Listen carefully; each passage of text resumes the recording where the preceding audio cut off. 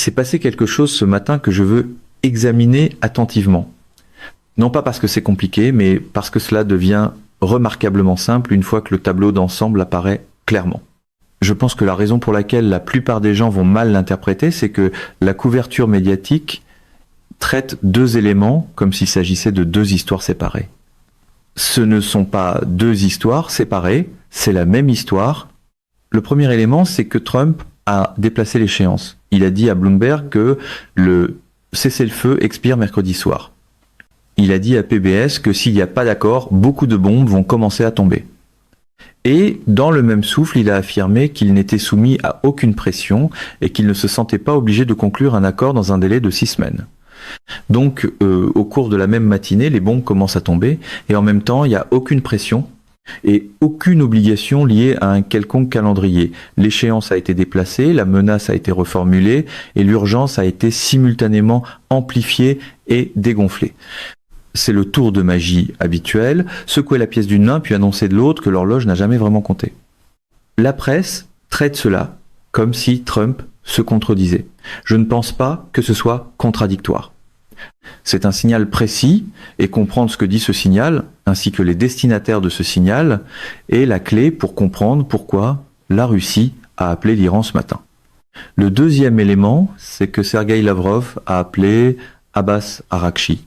Le ministère russe des Affaires étrangères a confirmé l'appel et a publié le compte rendu. La formulation exacte compte. Lavrov a confirmé la disponibilité inébranlable de la Russie à aider à résoudre la crise. La Russie a réaffirmé sa volonté de faciliter des accords mutuellement acceptables entre l'Iran et les États arabes du Golfe. Et l'Iran a confirmé sa volonté de prendre toutes les mesures nécessaires pour garantir le passage sans entrave des navires et des cargaisons russes par le détroit d'Ormuz. Deux ministres des Affaires étrangères, un appel téléphonique, et chaque camp a confirmé un engagement réciproque précis. La Russie obtient une garantie sur Ormuz. L'Iran obtient une couverture de facilitation russe pour tout ce qui va suivre. Ces deux choses, le déplacement de l'échéance et l'appel de la Russie à l'Iran, se sont produites dans la même fenêtre de 12 heures. La couverture médiatique les traite comme des éléments séparés. Ils ne le sont pas. Ils sont l'expression d'une même réalité structurelle. J'ai dit que cela allait arriver, non pas comme une prédiction visant précisément aujourd'hui, mais comme la logique structurelle de la manière dont cette guerre allait forcément se développer. Le mécanisme a produit ces deux événements simultanément, et comprendre ce mécanisme est la seule façon de comprendre ce qui se passera mercredi. Je veux revenir sur ce que j'ai dit, sur ce qui s'est passé, et sur les raisons pour lesquelles le mécanisme a produit ce résultat, parce que la séquence des événements des dernières 72 heures mérite d'être retracée avec attention. Pas seulement ce qui s'est passé, mais la logique sous-jacente à ce qui s'est passé. J'ai dit que l'échéance serait déplacée, et elle l'a été. Voici pourquoi c'était prévisible. Chaque échéance fixée par Trump dans ce conflit a été liée à une condition précise. Ormuz ouvert, enrichissement nucléaire arrêté, reddition iranienne, et chacune de ces conditions est restée non remplie lorsque l'échéance est arrivée. Que se passe-t-il quand une ligne est tracée et que l'autre camp ne la franchit pas? Soit la ligne est appliquée avec une conséquence qui change le calcul, soit la ligne est redessinée. Trump redessine des lignes depuis le 28 février. Non pas parce que Trump est faible, mais parce que appliquer la ligne signifierait lancer une guerre terrestre pour laquelle personne dans la chaîne de commandement militaire américaine n'a de plan, contre un pays 4 fois plus grand que l'Irak, avec 90 millions d'habitants, dans un relief montagneux, et qui se prépare exactement à cette invasion depuis 25 ans. Le coût de l'application de l'échéance est plus élevé que le coût de son déplacement, donc l'échéance est déplacée. Cela allait toujours se produire. Le mécanisme le disait. Dans l'univers des conférences de presse de Trump, déplacer la ligne est rarement appelé un recul. C'est habituellement reconditionné comme de la fermeté, avec un meilleur éclairage. J'ai dit que la Russie se positionnait précisément pour ce moment. J'ai dit que le rôle de la Russie dans ce conflit n'était pas militaire. La Russie n'allait pas combattre l'Amérique pour l'Iran, mais intervenir sur le plan structurel. La Russie mettait en place les conditions dans lesquelles tout accord conclu exigerait une implication ou une facilitation russe. Et aujourd'hui, Lavrov a confirmé ce positionnement de manière explicite. La Russie se dit prête à faciliter des accords mutuellement acceptables entre l'Iran et les États arabes du Golfe. Non pas entre l'Iran et l'Amérique, mais entre l'Iran et les États arabes. La Russie s'insère dans l'architecture régionale de l'après-guerre avant même qu'un accord n'ait été conclu. C'est une manœuvre diplomatique très précise. Et comprendre exactement ce que la Russie y gagne est la clé pour comprendre pourquoi l'appel de Lavrov aujourd'hui n'est pas de la diplomatie de routine. C'est un message stratégique délivré au moment exact où le cessez-le-feu est sur le point d'expirer. Ce que fait la Russie compte. La Russie suit une stratégie précise dans ce conflit depuis que la première bombe est tombée le 28 février. Je l'ai déjà décrite et elle s'applique directement aux événements d'aujourd'hui. J'appelle cela le profiteur absent. La Russie profite de cette guerre dans 3 directions, simultanément, sans livrer une seule bataille. D'abord le pétrole russe. Quand l'Iran a fermé Hormuz et que les prix mondiaux du pétrole ont grimpé vers $120 le baril, les revenus pétroliers de la Russie ont fortement augmenté. L'Amérique a en fait levé les sanctions sur le pétrole russe pour atténuer la crise énergétique provoquée par ce conflit. La Russie a profité d'une guerre que l'Amérique menait et l'Amérique a payé ce profit volontairement en allégeant précisément les sanctions qui avaient été conçues pour punir la Russie à cause de l'Ukraine. La Russie n'a eu à menacer personne. Elle a simplement dû faire preuve de patience, maintenir sa relation avec l'Iran et attendre que le choc énergétique rende le pétrole russe indispensable. Cela s'est produit exactement comme le schéma l'avait prévu. La Russie gagne environ 15 millions de dollars de plus par jour grâce à la hausse des prix du pétrole pour chaque jour que cette guerre se poursuit. Chaque jour où l'Amérique et l'Iran ne concluent pas d'accord est un jour où la Russie encaisse cette prime. Le profiteur absent n'a pas besoin que la guerre se termine rapidement. Il a besoin qu'elle se termine selon des modalités qui préservent la position de la Russie. Le talent de Washington pour transformer des campagnes de pression en programmes de fidélité très coûteux demeure l'une des merveilles les plus discrètes de notre époque. Ensuite, la position nucléaire de la Russie. À Pékin, Lavrov a dit quelque chose que la presse occidentale a traité comme une note de bas de page, mais qui, à mon avis, est la déclaration stratégique russe la plus importante de tout ce conflit. Il a dit que la Russie acceptera toute décision qui conviendra à la partie iranienne concernant l'uranium enrichi. Il a dit que la Russie soutient le droit inaliénable de l'Iran à enrichir de l'uranium à des fins pacifiques. Il a dit que la Russie est prête à retraiter l'uranium hautement enrichi de l'Iran pour en faire du combustible pour des centrales nucléaires. C'est la même offre que la Russie avait faite avant la guerre, l'offre que l'Amérique a rejetée lorsqu'elle a insisté pour que l'uranium soit envoyé aux États-Unis. La Russie offre à l'Iran une sortie sur le dossier nucléaire qui n'exige pas qu'il cède quoi que ce soit à l'Amérique. Si l'Iran accepte, son uranium enrichi va en Russie, pas à Washington. La Russie devient la gardienne du programme nucléaire iranien. C'est pas une concession faite à l'Amérique, c'est la Russie qui s'insère de façon permanente dans l'infrastructure stratégique de l'Iran, d'une manière qui donne à Moscou un levier durable sur le statut nucléaire de l'Iran.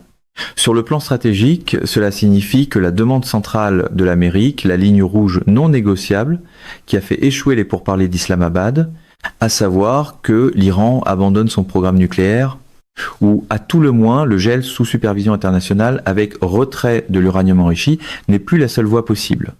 La Russie a maintenant offert publiquement de retirer l'uranium d'une manière qui satisfait à l'exigence technique tout en refusant à l'Amérique la victoire politique d'être le pays qui a pris possession du matériau enrichi de l'Iran. Si l'Iran accepte l'offre russe, l'Amérique peut prétendre que l'uranium a disparu.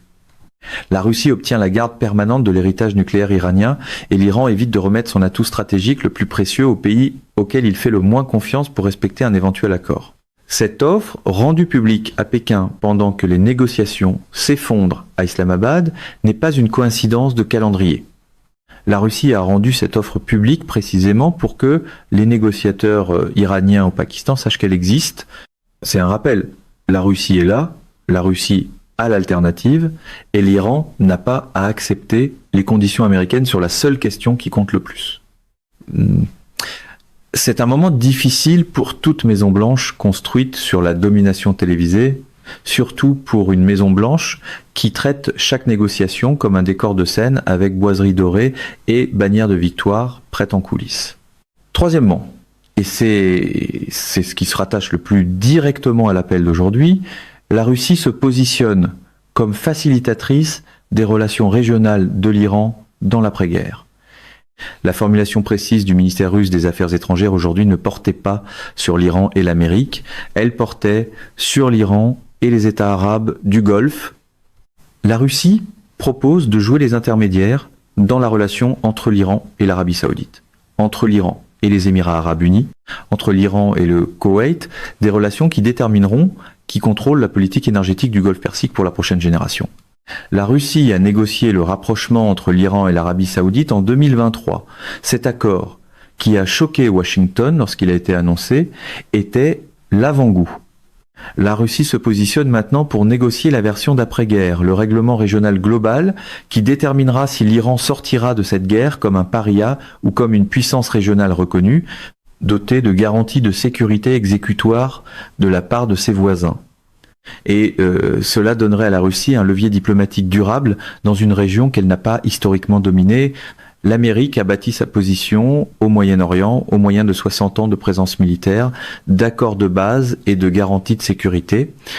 La Russie bâtit sa position un appel téléphonique à la fois, chacun approfondissant une relation qui ne coûte presque rien à la Russie comparativement aux milliers de milliards que l'Amérique a dépensés pour tenter de dominer la même région. La Russie a appelé l'Iran aujourd'hui pour dire « nous sommes prêts ». Quoi qu'il arrive ensuite, prolongation du cessez-le-feu, accord, ou reprise de la guerre, la Russie est dans la pièce. Ce message, livré le matin précédant l'échéance, n'a pas pour objet d'empêcher la guerre. Il vise à s'assurer que la Russie aura une place à toute table qui émergera de ce qui se passera mercredi. Le déplacement de l'échéance et l'appel russe font partie de la même histoire. La couverture médiatique les traite comme s'il s'agissait de deux choses distinctes. Ce n'est pas le cas. Ils sont l'expression du même fait structurel. Ce fait structurel est le suivant. L'Amérique ne peut pas mettre fin à cette guerre seule. Elle ne le peut pas parce que l'Iran dispose d'un appui extérieur suffisant grâce à la solidarité russe alimentée par la manne pétrolière et par l'offre nucléaire, grâce à la flotte fantôme chinoise, aux achats de pétrole par la Chine et à son veto au Conseil de sécurité, grâce à la coalition plus large des pays qui ont refusé de se joindre au blocus américain pour que le calcul iranien quant à l'acceptation des conditions américaines n'atteigne pas le point de rupture. La pression est réelle. Le blocus a refoulé 27 navires. Le rial a chuté de 15%. La Banque centrale d'Iran a averti qu'il faudrait 12 ans de redressement. Tout cela est réel, mais une pression réelle n'est pas la même chose qu'une pression suffisante. Et l'écart entre le réel et le suffisant est comblé par le soutien structurel de la Russie et de la Chine. La Russie gagne davantage avec cette guerre à mesure qu'elle se prolonge. La Chine achète du pétrole iranien malgré chaque blocus et chaque sanction. Ni la Russie ni la Chine n'ont intérêt à ce que l'Amérique obtienne sur l'Iran une victoire militaire et diplomatique nette qui rétablirait la crédibilité américaine dans la région, démontrerait que les outils de pression économique américains fonctionnent contre des pays disposant de partenaires commerciaux de rechange et établirait le précédent selon lequel des blocus navals peuvent briser des pays soutenus par la Russie et la Chine. Donc l'échéance ne peut pas tenir parce que maintenir l'échéance signifie reprendre les bombardements contre un pays qui dispose encore d'assez d'oxygène économique, d'assez de couverture diplomatique et d'une capacité militaire suffisante dans des tunnels souterrains dont des images satellites ont confirmé qu'ils sont en train d'être dégagés en ce moment même pendant le cessez-le-feu pour que la deuxième phase de cette guerre soit nettement plus coûteuse que la première. Trump les comprend. Ces généraux le comprennent. L'échéance a été déplacée parce que l'autre option était pire et la Russie a appelé l'Iran aujourd'hui parce qu'elle a compris la même chose de l'autre côté. Une fois les caméras éteintes, l'arithmétique a la mauvaise habitude de l'emporter sur les slogans les plus grandioses. La Russie a construit sa position tout au long de ce cessez-le-feu précisément afin que lorsque le moment de l'échéance arriverait et que la pression serait maximale des deux côtés, la Russie soit le pays dont les deux camps auraient besoin. L'Iran a besoin de l'offre nucléaire russe comme d'une sortie qui lui sauve la face sur la question de l'enrichissement, la seule question qui a fait échouer Islamabad. Les États arabes du Golfe ont besoin de la Russie comme facilitatrice de toute architecture de sécurité d'après-guerre qui ne les laisse pas dépendants d'une protection américaine dont l'affaiblissement a été démontré par ce conflit. L'Amérique a besoin que la Russie s'abstienne de fournir un soutien militaire direct à l'Iran et la Russie a utilisé ce besoin comme levier. La dérogation aux sanctions sur le pétrole russe revenait pour l'Amérique à payer la Russie afin qu'elle n'escalade pas sans le reconnaître publiquement. La Russie est prête pour ce qui vient ensuite. La Russie a appelé l'Iran pour le dire et le mécanisme c'est à dire le schéma selon lequel les grandes puissances se positionnent autour de conflits qu'elles ne combattent pas directement, disait que cela allait se produire exactement au moment où cela s'est produit. Je veux aussi présenter de la manière la plus solide possible l'argument selon lequel tout cela n'a pas d'importance, parce que cette analyse doit être mise à l'épreuve et non simplement acceptée. Le contre-argument est le suivant. L'échéance a été déplacée d'une journée. C'est pas un changement stratégique, c'est une simple clarification de calendrier. Trump a dit de façon constante qu'un accord est proche, que le concept est bouclé et que la plupart des points sont déjà convenus. Le cessez-le-feu a tenu sur le front principal Iran-Amérique, même pendant la saisie de Tuska. Les médias d'État iraniens disent qu'il n'y aura pas de présence à Islamabad. Le New York Times dit que 2 hauts responsables iraniens confirment qu'une délégation se rend à Islamabad mardi. La contradiction laisse penser que l'Iran continue de négocier et non qu'il se retire. L'appel de Lavrov à l'Iran est routinier. Le Washington Institute a suivi chacun des appels Lavrov-Araghchi depuis le 28 février. Il y a eu des appels à chaque moment critique précédent. C'est le schéma établi et le fait que la Russie se dise prête à faciliter constitue la position russe depuis le début du conflit. L'expression « se tient prête » apparaît dans tous les communiqués du ministère russe des Affaires étrangères depuis le début de la guerre. Cela n'indique rien de nouveau. Cet argument est cohérent, le déplacement de l'échéance est minime, l'appel de Lavrov est l'un de plusieurs. Les signaux contradictoires de l'Iran laissent entendre que les pourparlers sont toujours vivants. La confiance de Trump dans le fait que le concept de l'accord est bouclé peut refléter de véritables avancées dans les canaux discrets qui n'ont pas encore émergé publiquement. Un accord avant mercredi soir reste structurellement possible. La voie libyenne, dans laquelle l'Iran conclurait un accord à peu près conforme aux conditions américaines, reste viable et n'est pas écartée. Mais voici ce que la version la plus solide de ce contre-argument ne peut pas expliquer. Le contenu précis de l'appel Lavrov-Araghchi d'aujourd'hui est allé au-delà du schéma habituel de 2 façons mesurables. D'abord, l'Iran a confirmé une garantie opérationnelle précise, à savoir sa volonté d'assurer le passage sans entrave des navires et des cargaisons russes par Hormuz. Ce n'est pas une formule toute faite. L'Iran donne à la Russie un engagement commercial concret en échange de la confirmation russe de sa facilitation. Les appels précédents confirmaient des positions. Cet appel a confirmé un arrangement. La Russie obtient un accès commercial garanti par le corridor énergétique le plus important au monde. L'Iran obtient une couverture diplomatique russe pour tout ce qui va suivre. Cet échange n'apparaissait pas dans les précédents appels Lavrov-Araghchi avec un tel degré de précision.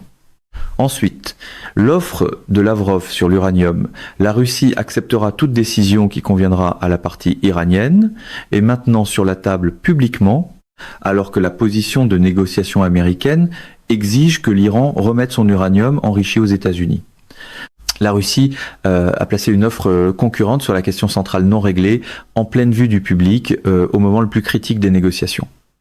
Si la délégation iranienne entre à Islamabad en sachant que la Russie prendra l'uranium selon les conditions de l'Iran, la dynamique du rapport de force dans cette pièce n'est plus la même qu'au premier round.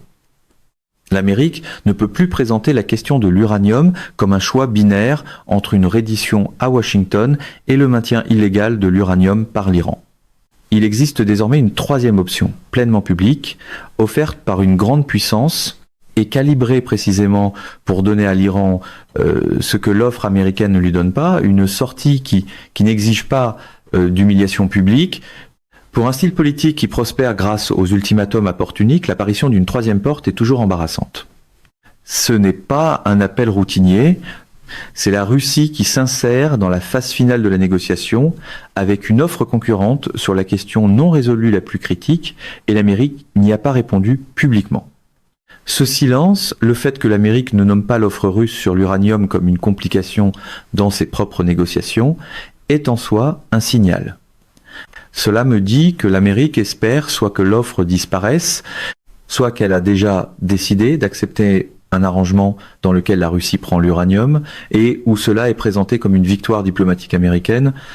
Dans les deux cas, cela change ce que signifie réellement l'issue de mercredi. Le compte-rendu du ministère russe des Affaires étrangères sur l'appel Lavrov-Arakchi d'aujourd'hui, en particulier la formulation sur la garantie iranienne du passage des navires russes et sur la confirmation par la Russie de sa disponibilité à faciliter, est plus précis que lors des appels précédents. La déclaration de Lavrov à sa conférence de presse à Pékin, selon laquelle la Russie acceptera toute décision qui conviendra à la partie iranienne concernant l'uranium enrichi, compte. L'entrevue de Trump avec Bloomberg, dans laquelle il a déplacé l'échéance à mercredi soir, compte. La déclaration de Kalibaf, selon laquelle Trump veut transformer la table de négociation en table de reddition, compte. La déclaration de lundi de Pezeshkian, selon laquelle les Iraniens ne se soumettent pas à la force, compte. Les deux dirigeants iraniens ont fait des déclarations publiques de défiance, le même jour où le New York Times rapportait que deux hauts responsables iraniens confirmaient qu'une délégation se rend à Islamabad. Cette contradiction n'est pas une incohérence. C'est l'exigence politique intérieure de l'Iran qui avance en parallèle avec son calcul diplomatique. Et cela mène à la question que les points de presse ne posent pas.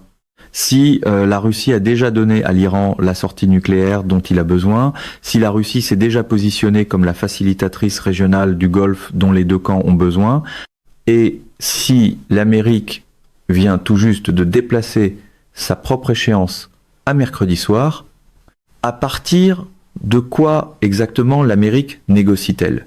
Un podium peut encore sembler imposant même lorsque le levier en dessous commence à vaciller. Le mécanisme a produit les trois événements d'aujourd'hui, le déplacement de l'échéance, l'appel de Lavrov et les signaux contradictoires de l'Iran au sujet de sa participation. Il continuera d'en produire. Ce qui comptera ensuite sera peut-être ce que la Russie n'annoncera pas après mercredi. Parce que dans ce conflit, les gestes les plus lourds de conséquences sont ceux qui ne font pas la manchette. Les 48 prochaines heures semblent aussi prévisibles à travers ce mécanisme, parce que le mécanisme produit des prédictions observables précises. Le mécanisme dit que trois choses vont se produire avant mercredi soir. La première, c'est que l'Iran enverra une délégation à Islamabad, non pas parce que l'Iran fait confiance aux promesses américaines. Kalibaf a dit explicitement que la confiance est le fossé fondamental. Cette méfiance n'est pas un bagage historique, mais une réalité opérationnelle active, fondée sur le fait que l'Amérique a déchiré l'accord nucléaire de 2015 et imposé un blocus pendant la fenêtre même du cessez-le-feu. L'Iran enverra une délégation parce qu'il a calculé que le coût de l'absence est plus élevé que le coût d'une présence suivie d'un départ sans accord. Le New York Times a rapporté que deux hauts responsables iraniens ont confirmé qu'une délégation se rend à Islamabad. Ce reportage, combiné aux commentaires de Zizek sur aujourd'hui ou demain, combiné à la phrase d'Arakchi selon laquelle l'Iran prend tous les aspects en considération et décidera de la manière de procéder, pointe dans une seule direction. Cette formulation est la façon diplomatique pour un pays de dire qu'il vient tout en maintenant le récit intérieur selon lequel il n'est pas forcé. L'Iran viendra. La deuxième prédiction, c'est que la Russie fera au moins une autre déclaration publique avant mercredi qui fera référence à l'offre de facilitation sur l'uranium. La Russie a rendu cette offre publique à Pékin précisément pour s'assurer qu'elle soit sur la table pendant les négociations. La Russie ne laissera pas cette offre disparaître du cycle de nouvelles avant les 48 heures les plus critiques de la guerre. Ce qui compte, c'est ce que Lavrov dira ou ce que le ministère russe des Affaires étrangères publiera. La formulation précise à surveiller est toute mention de la volonté russe de gérer l'uranium enrichi de l'Iran comme élément d'un règlement plus large. Si cette formulation apparaît dans une déclaration officielle russe avant mercredi, cela me dira que l'Iran et la Russie se sont déjà entendus en principe sur l'arrangement iranien et que la Russie le rend visible pour que l'Amérique ne puisse pas faire semblant qu'il n'existe pas pendant les négociations. C'est généralement à ce moment-là que la machine à slogans se met à tourner plus vite, comme si la vitesse pouvait à elle seule remplacer le contrôle. La troisième prédiction, c'est que, quoi qu'il arrive, mercredi, accord, prolongation ou reprise des bombardements, cela sera présenté publiquement par Trump comme une victoire, puis contesté par le ministère iranien des Affaires étrangères dans les heures qui suivront. C'est le schéma le plus fiable de tout le conflit. Après l'annonce du cessez-le-feu, Trump a dit que l'Iran avait accepté de ne plus jamais fermer Hormuz. Le ministère iranien des Affaires étrangères a dit que c'était faux. Après Islamabad, Trump a dit que l'Iran avait accepté tout. Le ministère iranien des Affaires étrangères a qualifié ces affirmations de faits alternatifs. Après la prolongation de l'échéance aujourd'hui, Trump a dit qu'elle expirait mercredi soir et qu'un accord était à portée de main. Mercredi soir produira une autre déclaration qui ressemblera à une résolution et qui sera immédiatement contestée. Ce qui compte, c'est ce que contient réellement la résolution et non ce que l'un ou l'autre camp dit qu'elle contient. Cela aussi est devenu une partie de la chorégraphie, déclarer le triomphe au micro, puis laisser la réalité déposer son objection quelques heures plus tard. Le mécanisme a produit les 3 événements d'aujourd'hui. Le déplacement de l'échéance, l'appel de Lavrov et les signaux contradictoires de l'Iran au sujet de sa participation. Il continuera d'en produire. Ce qui comptera ensuite sera être ce que la Russie n'annoncera pas après mercredi. Parce que dans ce conflit, comme je l'ai déjà dit, les gestes les plus lourds de conséquences sont ceux qui ne font pas la manchette.